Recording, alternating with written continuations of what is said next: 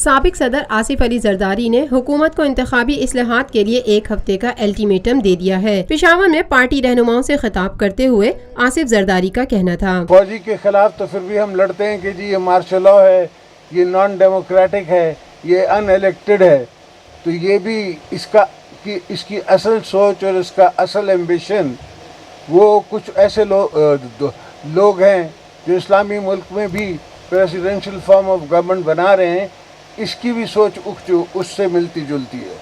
مگر پاکستان بنا جمہوریت سے ہے، پاکستان قائد اعظم نے جمہوریت کے ذریعے بنایا تھا اور جمہوری رہے گا، چاہے یہ کتنی بھی کوشش کرتے رہیں۔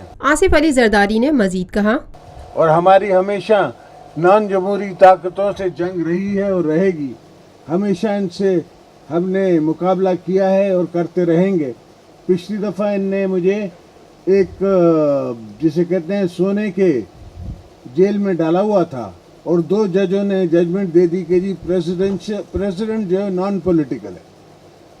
اب پریزیڈنٹ جس کی الیکشن پرائم منسٹر سے زیادہ مشکل ہے وہ نان پولیٹیکل کیسے ہو سکتا ہے؟ Lotus lake towers, a groundbreaking endeavor by Lotus Properties.